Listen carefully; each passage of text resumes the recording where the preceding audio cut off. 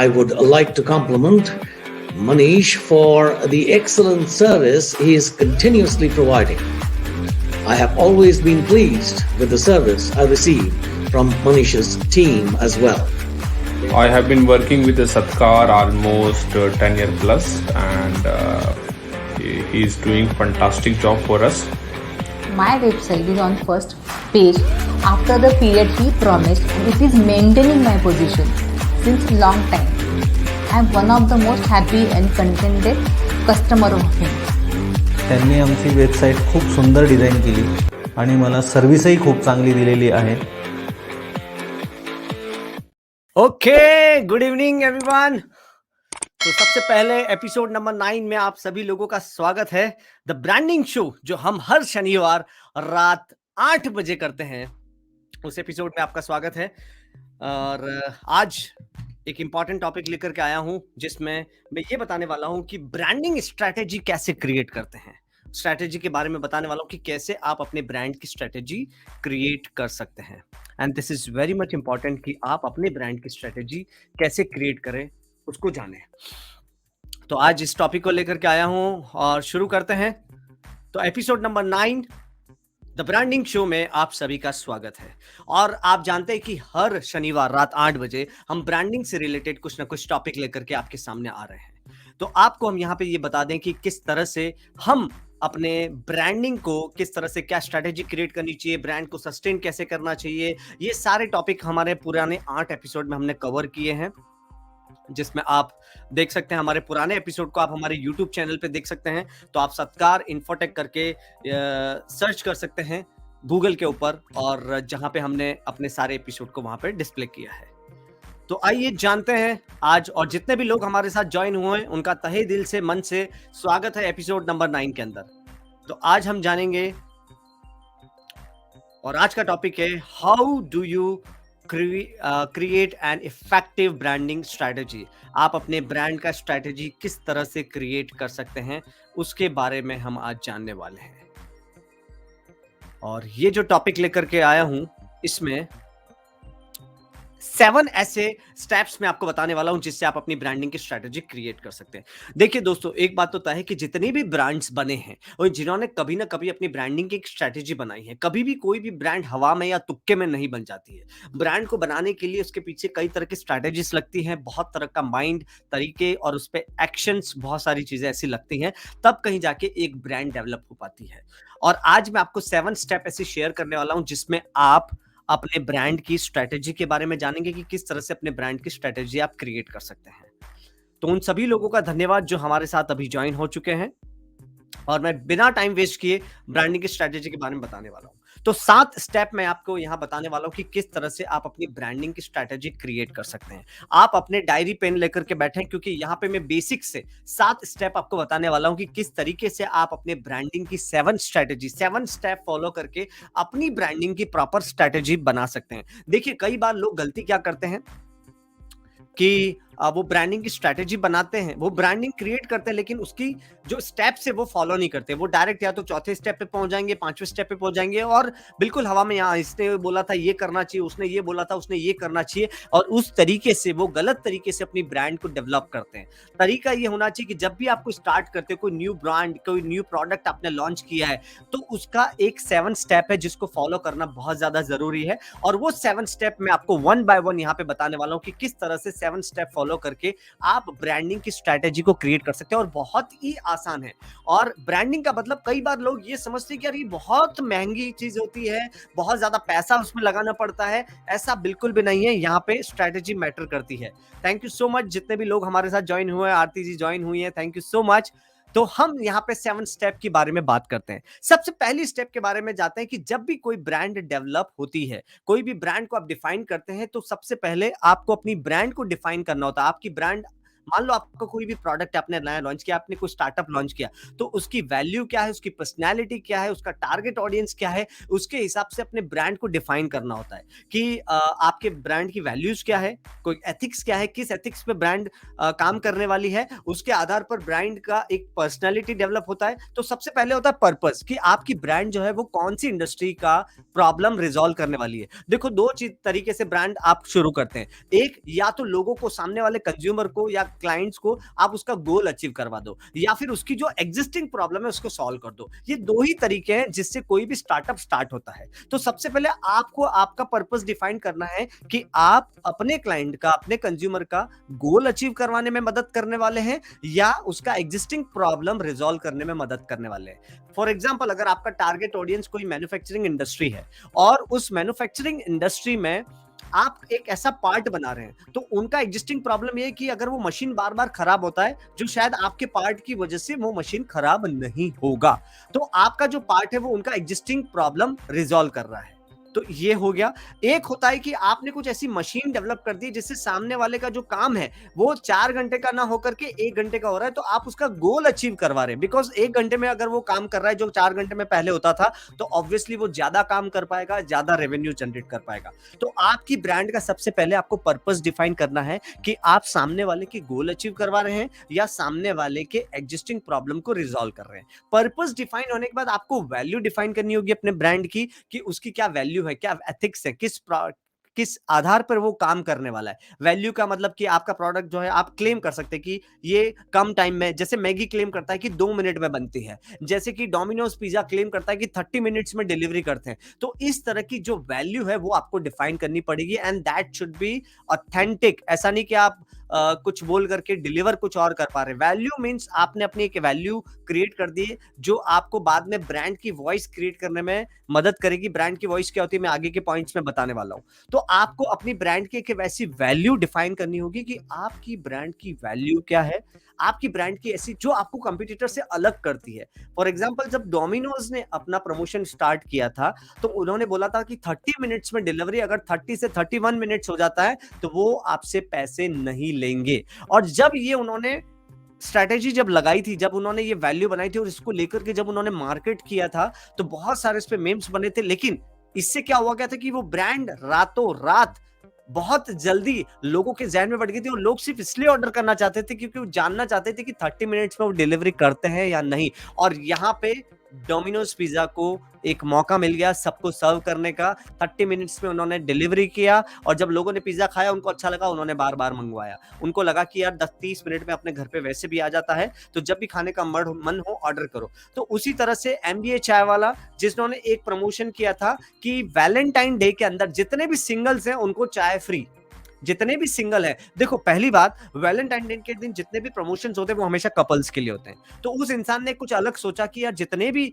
Single हैं उनको चाय फ्री उनके स्टॉल पे। तो हुआ क्या कि उस दिन 14th ऑफ फेब को उनके स्टॉल पर इतनी ज्यादा भीड़ लग गई, इतनी ज्यादा भीड़ लग गई कि वहां पे लोग हैरान हो गए कि यहाँ पे चाय पीने के लिए इतनी भीड़ क्यों है। बिकॉज उन्होंने कैंपेन चलाया था कि सिंगल्स चाय फ्री। और जब उनकी लोगों ने चाय पी और उसके बाद लोगों को पता चल गया कि MBA चाय वाला करके कोई है और धीरे धीरे ही बिकेम फेमस। तो यहाँ पे आपके ब्रांड की वैल्यू, आपके ब्रांड के एथिक्स आपको डिफाइन करने होंगे कि आपकी ब्रांड क्या करती है। एंड पर्सनैलिटी, उसके हिसाब से आपकी ब्रांड की पर्सनैलिटी होती है। पर्सनैलिटी मतलब लोग आपको उस नजरिए से देखने लग जाते हैं उस ब्रांड को। आपको मीन्स यहाँ पे आपको से मेरा डिनोट होगा आपकी ब्रांड को। आपकी ब्रांड को उस पर्सनैलिटी से डिफाइन देखने लग जाते हैं। जैसे अगर आज हम आईफोन का नाम सुनते हैं तो आईफोन की एक पर्सनैलिटी हमारे दिमाग में बनी हुई है कि यार ये बहुत क्लासी फोन है, उसमें कैमरा ऐसा है, उसमें ये ऐसा है। तो उनकी जो पर्सनैलिटी है उनकी वैल्यू की वजह से बनी है, और वैल्यू जो बना है वो पर्पस की वजह से बना है। और जब पर्सनैलिटी आपकी डिफाइन हो जाती है तो टारगेट ऑडियंस डिफाइन करना बहुत जरूरी होता है। जैसे कि आईफोन का अगर मैंने एग्जांपल लिया तो आईफोन का जो फोन है वो 1,00,000-1.5 लाख रुपए का आता है। तो ऑब्वियसली उनका जो टारगेट ऑडियंस है वो HNI पीपल है, जिनकी सोर्स ऑफ इनकम ज्यादा है, या जिनका कुल मिला के उनकी जो टारगेट ऑडियंस है वो HNI पीपल है। तो पर्पस से डिफाइन होती है वैल्यू से डिफाइन होती बनती है आपकी ब्रांड की पर्सनैलिटी, और पर्सनैलिटी से डिफाइन होती है आपकी टारगेट ऑडियंस क्या रहेगी। तो सबसे पहले जब भी आप अपने ब्रांड को स्टार्ट करें या कोई प्रोडक्ट बनाएं, तो अपना पर्पस क्लियर कर ले कि भाई पर्पस क्या है। जब हम मूवी देखने जाते हैं तो हमारा पर्पस होता है, कॉमेडी मूवी देखने जाते हैं तो हमारे दिमाग में पहले से माइंडसेट होता है कि हम हंसने के लिए जा रहे हैं, हम थोड़ा अपने माइंड को हल्का करने के लिए जा रहे हैं। आप कोई एक्शन मूवी देखने जाते हैं तो आपका माइंड पहले से सेट होता है कि हम अपने दिमाग को घर रख करके मूवी देखने जा रहे हैं, बिकॉज हम वहां पे लॉजिक नहीं ढूंढेंगे। तो आपका पर्पस क्या है, आपकी ब्रांड जो आपने शुरू की है, तो आपने सामने वाले के गोल अचीव करवा रहे हो या सामने वाले की एग्जिस्टिंग प्रॉब्लम को रिजॉल्व कर रहे हो। एंड देन आपकी वैल्यूज बन जाती हैं कि कितने टाइम में आप करते हो, या आपका प्रोडक्ट ऐसा है जो उनके लेंथी काम को शॉर्ट कर देता है। आपका प्रोडक्ट ऐसा है जैसे मैगी ने बनाया था 2 मिनट में बन जाती है, तो 2 मिनट जो है वो उनका वैल्यू है कि क्योंकि एड ऑन वैल्यू दे रहे हैं ना, क्योंकि आजकल लोगों के पास टाइम नहीं है और उस चीज को उन्होंने देख करके अपनी ब्रांड की एक वैल्यू क्रिएट करी। एंड देन पर्सनैलिटी उस तरह से बन गई कि अब 2 मिनट में किनको मैगी चाहिए, कॉलेज के लोगों को चाहिए, हॉस्टल्स में रहने वालों को चाहिए, जिसको फटाफट बिना मेहनत किए, ज्यादा कुछ मेहनत किए एक अच्छे से स्वाद वाली मैगी बन जाए और टाइम भी ज्यादा नहीं रहता। तो पर्सनैलिटी एक बन जाती है। टारगेट ऑडियंस डिफाइन हो जाता है, क्योंकि देखो पर्सनैलिटी यहाँ पे मैगी की क्या बन गई कि उनका ज्यादातर टारगेट ऑडियंस क्या है, जो यूथ क्राउड है, जो हॉस्टल्स में रहते हैं, जो कॉलेज क्राउड है, वो उनकी ज्यादा पर्सनैलिटी डिफाइन होती है वो, और उससे उनकी टारगेट ऑडियंस बन गई कि उनका टारगेट ऑडियंस क्या है, यूथ है, जो हॉस्टल्स में रहता है, जो कॉलेजेस में रहता है। तो यहाँ पे सबसे पहले आपको अपनी ब्रांड की स्ट्रेटेजी बनाने के लिए अपना पर्पस फाइंड आउट करना होगा, अपनी वैल्यूज क्रिएट करनी होंगी और पर्सनैलिटी एक बनानी होगी और टारगेट ऑडियंस को डिफाइन करना होगा। This is the first step. क्योंकि अब यहाँ पे लोग गलती क्या करते हैं कि उन्होंने प्रोडक्ट स्टार्ट किया, वो बेचना शुरू कर देते हैं, उन्हें पता ही नहीं है, उन्होंने डिफाइन ही नहीं किया उनका टारगेट ऑडियंस क्या है, वैल्यूज क्या है, पर्पस क्या है। क्योंकि वैल्यू और पर्पस ही नहीं पता है तो वो क्या बोल के मार्केटिंग और ब्रांडिंग स्टार्ट करेंगे। तो ब्रांडिंग का पहला है कि आप अपने ब्रांड को डिफाइन करें, उसका पर्पस क्या है, उसकी वैल्यू क्या है, उसका पर्सनैलिटी क्या है, उसकी टारगेट ऑडियंस क्या है। तब कहीं जाकर के आप उसको मार्केट कर पाएंगे, ब्रांड कर पाएंगे। दूसरी स्टेप, अब जब आपकी ब्रांड जो है वो डिफाइन हो गई है तो आपको मार्केट रिसर्च करना पड़ेगा। जब आप मार्केट रिसर्च करोगे तो आपको मार्केट में गैप पता चलेंगे कि जो आपके कंपटीटर्स हैं, जब आप कंपटीटर को एनालिसिस करोगे तो आपको मार्केट में गैप पता चलेंगे कि कहां पर आपका ब्रांड जो है वो लैक कर रहा है, कहां पे आपका ब्रांड नहीं, कहां पे मार्केट में गैप है, मार्केट में कहां पे गैप है, मार्केट में कौन सी चीज है जो आपके फील्ड के अंदर आपके प्रोडक्ट सॉल्व कर सकता है। तो आपको रिसर्च करनी होगी कि मार्केट में प्रॉब्लम क्या है। और अभी सब फॉर एग्जांपल, अगर जिसने वॉशिंग मशीन सबसे पहले बनाई थी तो उसने मार्केट में ढूंढा कि यार जो औरतें हैं वो नदी किनारे जाते हैं और अपना ऑलमोस्ट पूरा दिन उसमें लगा देते हैं, और एक एक कपड़ा उनको उनके हाथ से उनको रब करना पड़ता है, फिर साबुन लगाओ, उससे साबुन भी ज्यादा जाता है, पानी भी ज्यादा जाता है, और कपड़े धोने के बाद टाइम भी बहुत ज्यादा लगता है। तो उन्होंने वॉशिंग मशीन प्रोडक्ट बनाया। इसके बाद जब दोबारा किसी ने वॉशिंग मशीन बनाया अपग्रेडेड वर्जन, तो उसने मार्केट में देखा एक गैप, उसने फाइंड आउट किया, जब एनालिसिस किया कि यार कपड़े धुल तो जाते हैं लेकिन सूखने में बड़ी तकलीफ होती है, तो उन्होंने ऐसा वॉशिंग मशीन बनाया अपग्रेडेड वर्जन जिसमें कपड़े सूख करके बाहर आते हैं। तो मार्केट में आप जो भी प्रोडक्ट लॉन्च कर रहे हैं, जो भी कंपनी आप स्टार्ट कर रहे हैं, हो सकता है वो product and services already market में अवेलेबल हैं, लेकिन आप उसमें गैप फाइंड आउट कर सकते हैं कि क्या चीजों की अभी भी कमी है, उस चीज को अपने प्रोडक्ट में आप इन्वॉल्व करें, डेवलप करें। तो क्योंकि जब आप गैप फाइंड आउट करते हैं तो आपको अपॉर्चुनिटी मिलती है कि आप अपने प्रोडक्ट को अपग्रेड कर सकते हैं। तो जब आपको गैप पता चलेगा तभी अपॉर्चुनिटी डिफाइन होगी। समझ रहे हैं आप मेरी बात? अगर आप मेरी बात को समझ रहे हैं तो कमेंट बॉक्स में जरूर टाइप करें यस, कमेंट बॉक्स में टाइप करें यस, ताकि मुझे यहाँ पे पता चलेगा कि कितने लोग हमारे साथ हैं और जो चीज मैं वैल्यूएबल दे रहा हूं वो आपको समझ में आ रही है। तो type yes in the comment box. Thank you so much everyone. Please type yes in the comment box, जितने भी लोग यहाँ पे हैं। Thank you so much Rupali Miraja, thank you so much. और कई सारे लोग यहाँ पे लिंक्डइन पे हैं जिनके कमेंट मैं देख नहीं पा रहा हूँ, आई एम सो सॉरी, लेकिन आप लोगों को भी बहुत बहुत धन्यवाद जिनके कमेंट मैं यहाँ पे डिस्प्ले नहीं कर पा रहा हूँ। So Aarti Sane yes, thank you so much. तो यहाँ पे मैं बात कर रहा था कि जब मार्केट रिसर्च, दूसरा स्टेप है ब्रांडिंग का, कि आपको मार्केट में स्टडी करना है, मार्केट में रिसर्च करना है, कंपटीटर को एनालिसिस करना है। जब आप कंपटीटर को एनालिसिस करेंगे आपको गैप पता चलेगा कि यार ये फील्ड में अभी भी ये गैप है। और जब गैप पता चलेगा तो आपको अपॉर्चुनिटी मिलेगी, आप अपने प्रोडक्ट को डेवलप कर सकते हैं। और जब आप उस गैप को फुलफिल करते हैं तो डेफिनेटली आपका प्रोडक्ट जो है वो मार्केट में एक अलग स्थान बनाएगा, अलग प्लेस बनाएगा, जो लोगों को बहुत पसंद आएगा। जैसे मैंने अभी वॉशिंग मशीन वाला एग्जांपल दिया, सब लोगों ने वॉशिंग मशीन खरीदा, लेकिन बाद में जब वॉशिंग मशीन आया जिसमें कपड़े सूख करके बाहर आते थे, जो बिल्कुल ही ऑटोमेटिक आया, बस कपड़े डाल दो और पूरा कपड़े सूख करके बाहर आएंगे, तो सब लोगों ने अपने घरों में वॉशिंग मशीन चेंज किया। तो जब आप मार्केट रिसर्च करते हैं तो आपको पता चलता है कि क्या आपको चेंज करना है, ताकि जिन लोगों ने प्रोडक्ट को खरीद लिया, ऑलरेडी यूज भी करते हैं, वो वापस आपका प्रोडक्ट खरीदने को मजबूर हो जाए। तो सेकंड स्टेप है ब्रांडिंग का, आपको मार्केट रिसर्च करनी है। अब कई बार होता क्या है, यहाँ पे लोग मिस्टेक क्या करते हैं, वो मार्केट रिसर्च किए बिना अपने प्रोडक्ट को लॉन्च कर देते हैं, और लॉन्च करने के कुछ महीनों बाद जब उनका प्रोडक्ट नहीं बिकता है तो उनको पता चलता है कि यार ये तो ऑलरेडी अवेलेबल है, इसीलिए लोग हमारे प्रोडक्ट की तरफ ध्यान नहीं दे रहे, या हमारे पास कुछ एक्स्ट्रा वैल्यू है ही नहीं, एक्स्ट्रा कुछ हम दे ही नहीं रहे हैं जिससे लोग हमारे प्रोडक्ट को खरीदें। जब तक आप एक्स्ट्रा नहीं देंगे, आपका प्रोडक्ट लोग नहीं खरीदने वाले, बिकॉज वो ऑलरेडी अपने एग्जिस्टिंग से खुश हैं।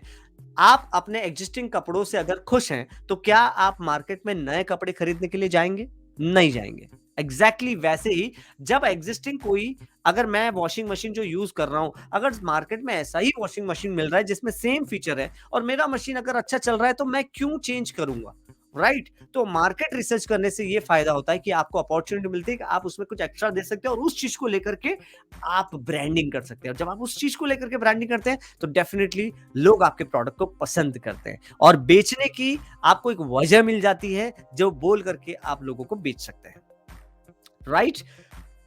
थर्ड स्टेप की तरफ बढ़ते हैं कि अब आपने अपनी ब्रांड को डिफाइन भी कर दिया है, मार्केट में रिसर्च भी कर लिया, आपको गैप भी पता चल गया है।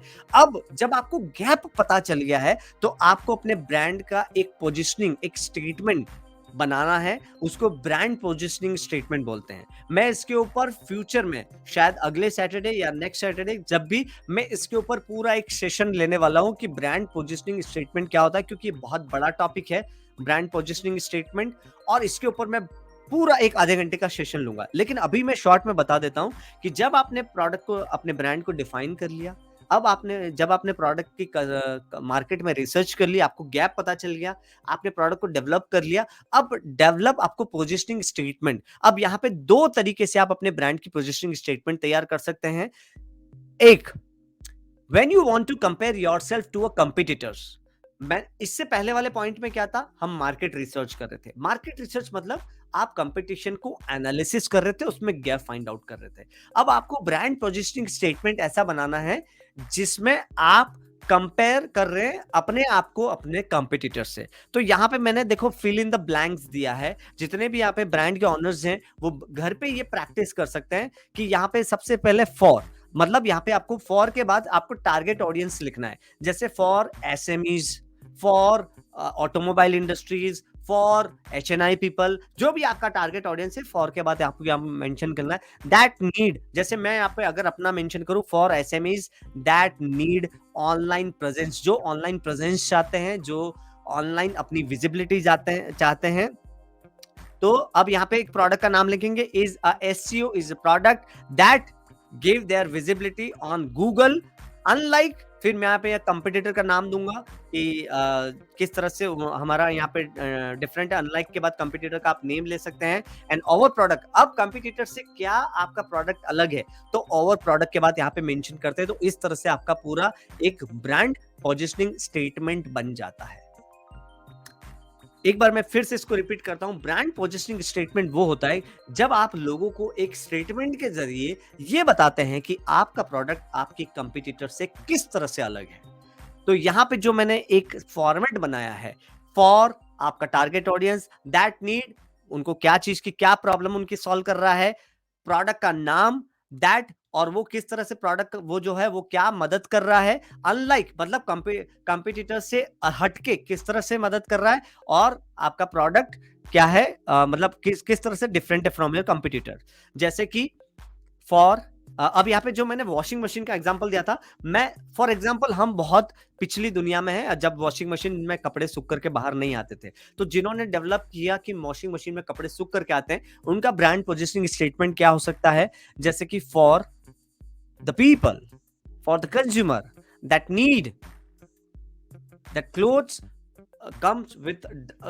with dry in washing machine, मतलब बाहर सुखाने की, क्योंकि जब सुखाते हैं तो बिल्डिंग के बाहर अच्छा भी नहीं दिखता है। और प्रोडक्ट क्या है?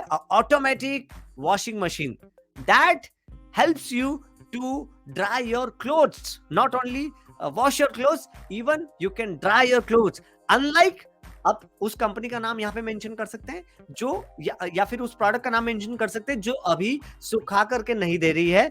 आवर प्रोडक्ट डिफरेंट, अब यहाँ पे डिफरेंशिएशन दिखाना है कि our product is different from the market because it helps to people to dry their clothes also.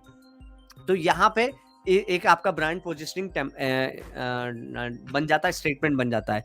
एक और मैं यहाँ पे एक सैंपल दिखाता हूँ। एक ब्रांड पोजिशनिंग स्टेटमेंट, अगर आपका प्रोडक्ट ऐसा है जिसमें कंपटीटर से आपको कंपेयर नहीं करना है, तो when you want to focus on your customer, तो कस्टमर पे फोकस करके आप अपना ब्रांड पोजिशनिंग स्टेटमेंट आप यहाँ पे बता सकते हैं। कस्टमर पे आप फॉर के बाद आपका टारगेट ऑडियंस आ जाएगा, इसके बाद नेम ऑफ योर प्रोडक्ट आ जाएगा, जैसे कि फॉर पीपल, कंज्यूमर, फिर प्रोडक्ट का नाम आ जाएगा, automatic washing machine is the, फिर वो किस तरह से हेल्प करता है, that will help you to wash, not only wash your cloth, even to dry your cloth so they can, अब यहाँ पे अब दे कैन, तो उनका टाइम भी बचेगा, so that they can save their time, so they can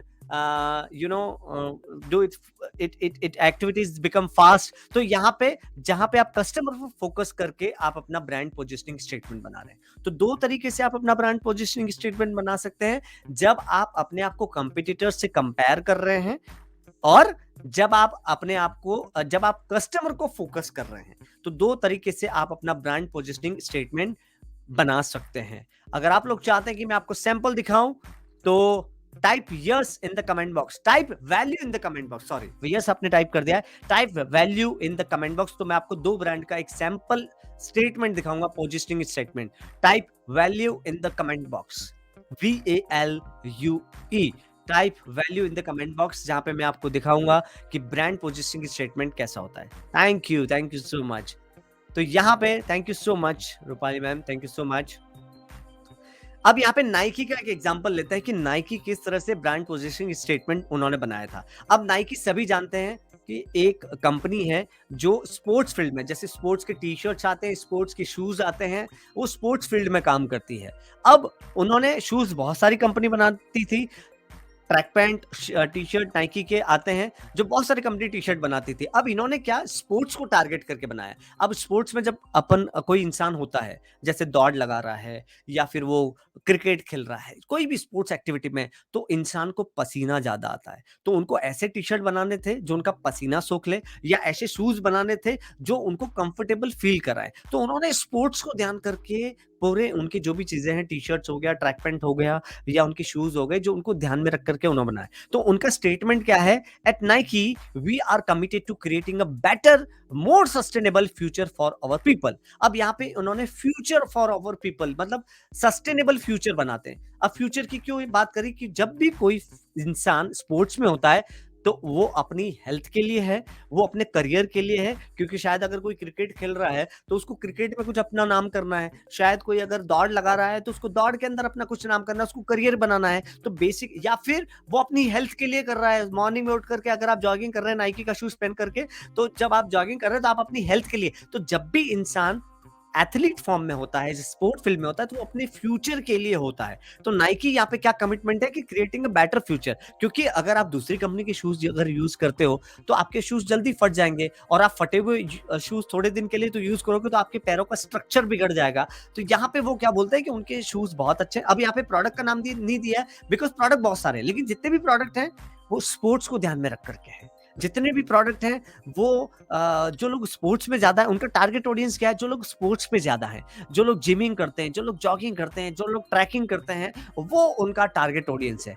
तो यहाँ पे उन्होंने क्या बात की? At Nike we are committed to creating a better, more sustainable future for our people, planet and communities through the power of sport. अब planet and communities for our people, planet and communities यानी society के लिए भी, through किसके जरिए? Power of sport. Power of sport, अब sport में सब तरह के स्पोर्ट्स आ गए, ट्रैकिंग आ गई, प्लेइंग आ गया, कोई हॉकी खेलने वाला है, क्रिकेट खेलने वाला है, जॉगिंग करने वाला है, सारे लोग यहाँ पे स्पोर्ट के अंदर आ गए।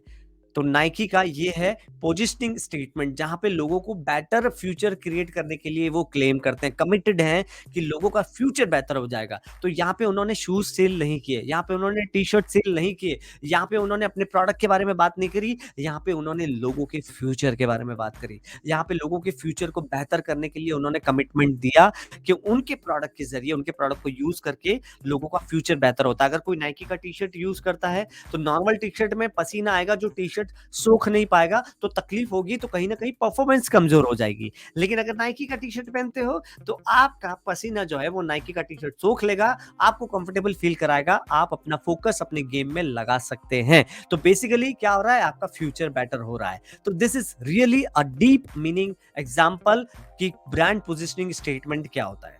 एक और स्टेटमेंट का मैं यहाँ पे आपको सैंपल देता हूँ, दैट इज मेलचिम्प। मेलचिम्प एक प्लेटफॉर्म जहाँ पे आप ईमेल मार्केटिंग कर सकते हैं।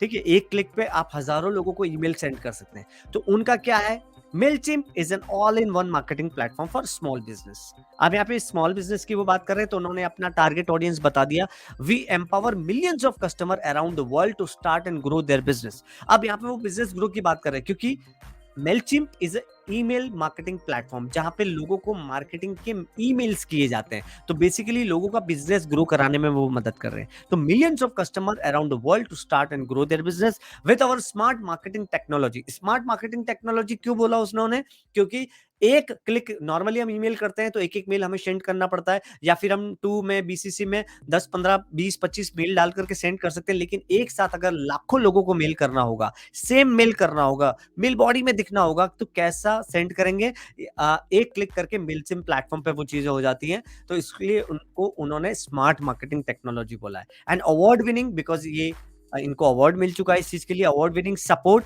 इनके सपोर्ट को अवार्ड मिल चुका है। एंड इंस्पायरिंग कंटेंट, मतलब इनके पास जो टेम्पलेट्स हैं वो बहुत ऑलरेडी प्री रेडीमेड टेम्पलेट्स हैं, जो जिसमें कंटेंट भी रेडी है, जिसमें आप मॉडिफाई करके अपनी ईमेल मार्केटिंग के लिए यूज कर सकते हैं। तो ये उनका पोजिशनिंग स्टेटमेंट है। तो ब्रांड पोजिशनिंग स्टेटमेंट की जो मैंने बात की, यहाँ पे मैंने 2 सैंपल बताए। अब यहाँ पे नाइकी का अगर आप देखोगे तो उन्होंने कस्टमर को फोकस करके स्टेटमेंट बनाया है, राइट, कि कस्टमर का फ्यूचर की बात कर रहे हैं। तो नाइकी का जो सैंपल मैंने दिया है दैट इज सेकंड नंबर वाला, जो when you want to focus on your customer.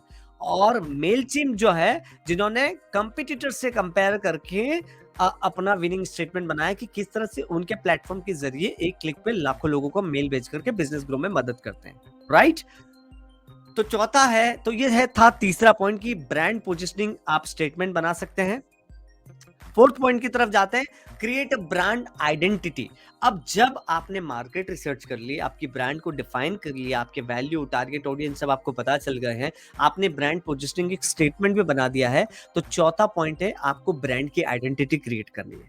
अब आइडेंटिटी कैसे क्रिएट होगी, उसका लोगो, उसकी कॉर्पोरेट पैलेट्स, मतलब जैसे कि वेबसाइट वगैरह हो सकते हैं, ब्रोशर्स हो सकते हैं, लीफलेट हो सकते हैं, टाइपोग्राफी मतलब आपकी ब्रांड का वेबसाइट का कंटेंट पार्ट, कि क्या लिखना है, वैल्यू, विजन, मिशन। अब विजन मिशन कब आप लिख पाएंगे, जब आपकी ब्रांड डिफाइन हो चुकी होगी। इसीलिए ये पार्ट चौथा है। अब आपको मैं एक बात बताऊं, लोग स्टार्ट इस चौथे पॉइंट से करते हैं। अरे मैंने कल कंपनी स्टार्ट की है, मैंने आज अपनी कंपनी स्टार्ट की है, मुझे लोगो बनवाना है, मुझे। अब उनका टारगेट ऑडियंस क्या है उनको पता नहीं, उनका प्रोडक्ट कंपटीटर से अलग किस तरह से उनको पता नहीं, उनकी ब्रांड क्या पर्सनैलिटी क्रिएट करता है वो उनको पता नहीं, लेकिन डायरेक्टली उनको वेबसाइट बनवाना है, लोगो बनाना। लोग इस 4 पॉइंट से स्टार्ट करते हैं, बट एक्चुअल ब्रांडिंग में फर्स्ट पॉइंट से चीजें स्टार्ट होती हैं कि आपकी ब्रांड को डिफाइन किया जाए, आपके वैल्यूज, आपके टारगेट ऑडियंस को डिफाइन किया जाए, आपके ब्रांड की एक पर्सनैलिटी बनाई जाए, आपके ब्रांड का एक पोजिशनिंग स्टेटमेंट बनाया जाए। अब जब ये चीजें क्लब करके अगर आप डिजाइनर को देते हो या किसी डिजिटल मार्केटिंग कंपनी को देते हो, तो वो प्रॉपर लोगो बना पाएंगे, जो लोगो वही मैसेज कन्वे कर रहा है जो आपका पर्पस है। वो वेबसाइट वही मैसेज कन्वे कर रही है जो आपका पर्पस है, टाइपोग्राफी जो आपका कंटेंट है, उस कंटेंट में वही मैसेज जा रहा है जो आपका पर्पस है। एंड अदर विजुअल एलिमेंट जैसे बैनर हो गया या होर्डिंग्स हो गए, इस तरह का जो भी ब्रांड आइडेंटिटी है, लेटर हेड्स हो गए, ये सारे ब्रांड आइडेंटिटी जो आपको क्रिएट करना है, this comes on fourth step. जब लोग यहाँ पे चौथे स्टेप से शुरू करते हैं तो उनको बहुत तकलीफ आती है आगे जाकर के कि यार हमने तो टारगेट ऑडियंस बनाई नहीं, हमारी ब्रांड का तो कोई पर्पस ही नहीं है। और जब मार्केट में जाते हैं, जब कुछ थोड़ी बहुत ब्रांडिंग भी हो जाती है, मार्केट में जाते हैं कि आपका प्रोडक्ट तो अलग है ही नहीं, आप क्या हमें अलग दे रहे हैं, तो वो एक यहाँ पे प्रॉब्लम आ जाती है। सी हर फील्ड में आज अगर एक्टर्स भी अगर बहुत सारे हैं, तो कोई नया एक्टर आता है तो उसको डांस भी आना चाहिए, उसको एक्टिंग भी आना चाहिए, वो गुड लुकिंग भी होना चाहिए, उसके बाल भी होने चाहिए, उसकी हाइट भी होनी चाहिए।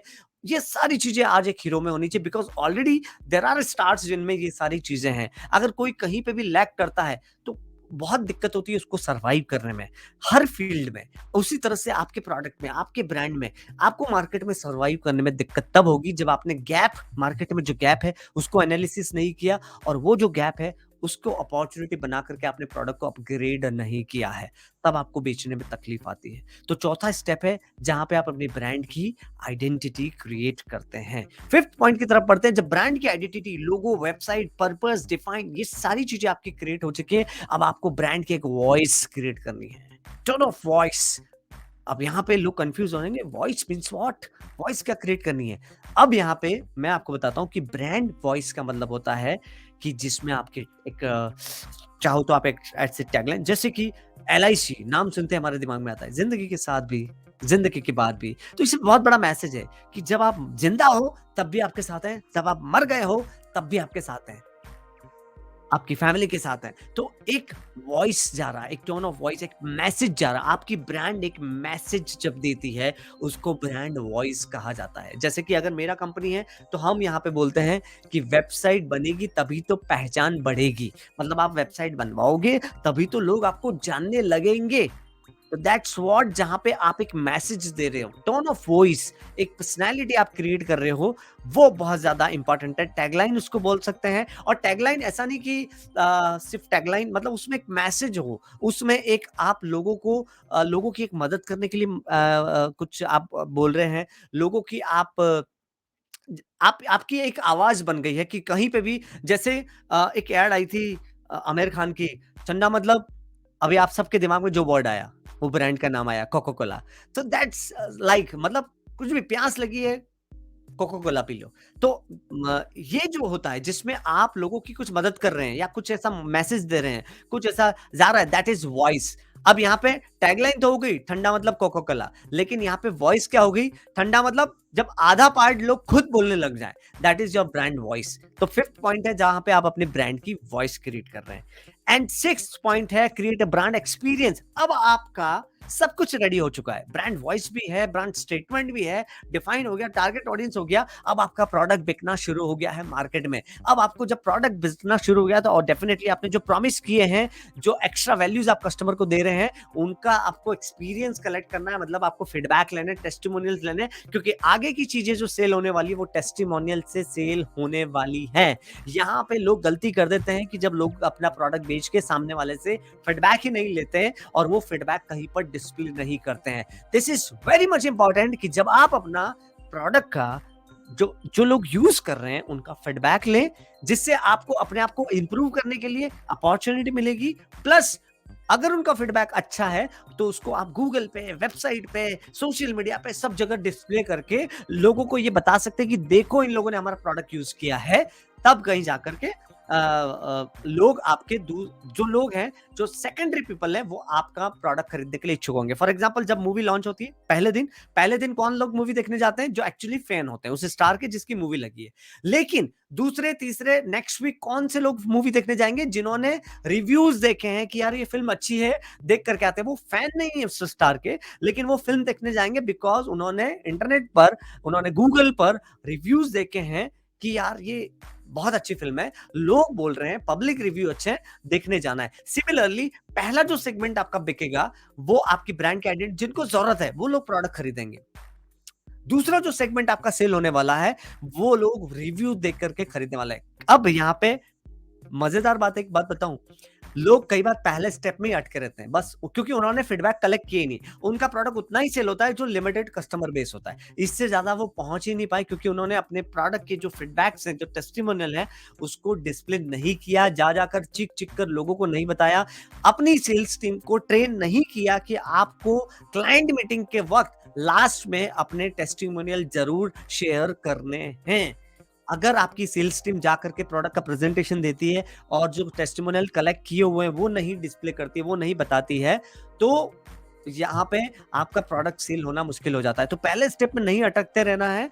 आपके ब्रांड की जो भी लोग यूज करते हैं, चाहे 2 हो 4 लोग हो, वो 4 लोगों का फीडबैक लेकर के आप बाकी 40 लोगों को बेच सकते हैं। This is a 6th step और your brand experience. And the last and final is implement and monitor your brand. अब जो आपने फीडबैक कलेक्ट किए, जो आपका प्रोडक्ट बिका है, जो टेस्टिमोनियल्स आए, उन सबको जो आपने आइडेंटिटी क्रिएट की, जैसे आपने वेबसाइट बनवाई है तो उसमें आप वो डलवा लें, सोशल मीडिया पोस्ट में उसको इंक्लूड कर रहे हैं, एडवर्टाइजिंग कैंपेन अगर आप कुछ रन कर रहे हैं तो आप वहां पे डिस्प्ले कर रहे हैं, और अपनी ब्रांड को मॉनिटर करें। अगर आपके कुछ फीडबैक नेगेटिव है, पॉसिबल है कि अगर 10 में से 5 लोगों के अगर फीडबैक नेगेटिव है या 2 लोगों के भी नेगेटिव है, तो वो नेगेटिव लोग है ना हमेशा सलाह देते हैं कि यार आपके प्रोडक्ट में ना ये वाली बात नहीं है, आपके प्रोडक्ट में ना ये वाली बात नहीं है, आपका प्रोडक्ट ना इस कंपनी से बेहतर नहीं है क्योंकि वो कंपनी ये दे रही है, आप ये नहीं दे रहे हो। तो वहां पे आपको अपॉर्चुनिटी मिलती है अपग्रेड करने की। तो यहाँ पे इम्प्लीमेंटेशन से मतलब है कि जो फीडबैक आपको मिला है उसको आपको इम्प्लीमेंट करना है अपने प्रोडक्ट में, मॉनिटर करना है अपनी ब्रांड को कि किस तरह से वो इम्प्लीमेंट हो रहा है और बाद में उन्हीं लोगों का फीडबैक क्या है। तो 7th point is implement and monitor your brand. तो ये थी 7 स्टेप्स जो आपके सामने अभी स्क्रीन पे डिस्प्ले है। Thank you admin RMS sir. तो ये जो 7 स्टेप्स हैं, ये किसी भी ब्रांड को डेवलप करने में ये स्टेप होनी चाहिए। सबसे पहले मैं एक बार समराइज कर देता हूं और इसका स्क्रीनशॉट ले लो फटाफट, ये पॉइंट्स का स्क्रीनशॉट ले लो, क्योंकि जब भी आप कोई भी नया प्रोडक्ट लॉन्च करें, कोई भी नई ब्रांड को लॉन्च करें, या फिर आपके एग्जिस्टिंग ब्रांड को भी अगर आप नए सिरे से लोगों तक पहुंचाने चाहते हैं, तो सबसे पहले डिफाइन योर ब्रांड। आज से अगर आपका एग्जिस्टिंग ब्रांड है, अपनी ब्रांड को डिफाइन नहीं किया, वैल्यूज, प्रपोजिशन, आपका पर्सनालिटी, अभी तक आपने मार्केट रिसर्च नहीं किया है, कंपटीटर पे आपकी निगाह नहीं है, उनके प्रोडक्ट को एक्सपीरियंस करके क्या एक्स्ट्रा दे सकते हैं, मार्केट में गैप आइडेंटिफाई नहीं किया है तो कर लें।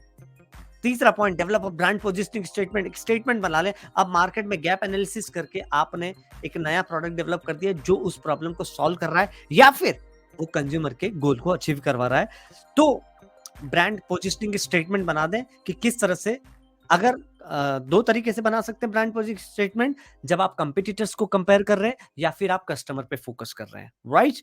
तो यहाँ पर ब्रांड पोजिशनिंग, अब यहाँ पे एक और एग्जांपल देना चाहूंगा। जैसे कि जब सबसे पहले कॉलगेट आया था तो सिंपल कॉलगेट आता था, तो लोगों ने फीडबैक दिया कि यार बोर हो जाते हैं, यार अच्छा नहीं है, ये नहीं है। तो इन्होंने एक नमक वाला अलग बनाया, हर्बल वाला अलग बनाया, और इसके बाद कितने सारे उन्होंने बना दिए। ये सब अपग्रेड हुए हैं लोगों के फीडबैक की वजह से, और फीडबैक के बाद उन्होंने अलग अलग अपने ब्रांड को प्रोडक्ट कर दिया और पोजिशनिंग स्टेटमेंट बनाया कि किस तरह से वो पहले वाले से अलग है या एग्जिस्टिंग से अलग है। क्रिएटिव ब्रांड आइडेंटिटी, लोगो, आपकी वेबसाइट, आपका सब एक सिंक्रोनाइज, ब्रोशर वगैरह सब सिंक्रोनाइज हो रही है। डेवलप अ ब्रांड वॉइस, एक ब्रांड वॉइस टैगलाइन जो भी आपकी है, जो एक मैसेज दे रही है वैसा बना दें। क्रिएट ब्रांड वॉइस में एक्चुअली एक्सप्लेनर वीडियो भी आता है कि किस तरह से आपका ब्रांड, आपने देखा होगा ऐसे एक्सप्लेनर वीडियो आते हैं पेन वाले, या ऐसे कुछ वीडियो बना करके भी आप ब्रांड वॉइस बना सकते हैं, जिसमें आप वीडियो के जरिए ये बता रहे हैं कि किस तरह से लोगों की प्रॉब्लम को आप सॉल्व करते हैं। जैसे रिसेंटली अभी हमने हमारे क्लाइंट के लिए एक शॉर्ट फिल्म बनाई है जो उनके प्रोडक्ट को प्रमोट करती है और किस तरह से रूरल में लोगों को वो सस्ते दामों में कोर्स, स्किल बेस्ड कोर्स सिखा करके उनकी जॉब लगवाते हैं। उसके ऊपर हमने शॉर्ट फिल्म बनाई है। तो वो शॉर्ट फिल्म जो है वो एक्चुअली ब्रांड वॉइस है, क्योंकि जितने लोग देखेंगे वो एक इमोशन के साथ कनेक्ट हो जाएंगे, क्योंकि ब्रांड वॉइस वो होती है जिसमें लोगों का एक इमोशन आप टच कर देते हैं, राइट।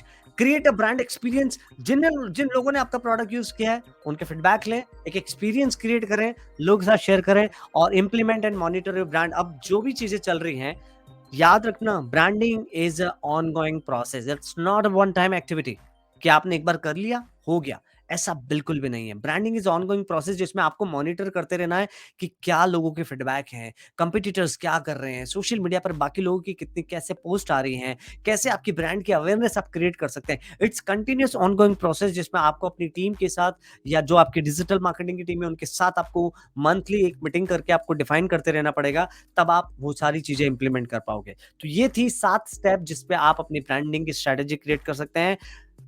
आज सेशन थोड़ा ज्यादा लंबा हो गया लेकिन बहुत इंपॉर्टेंट टॉपिक था।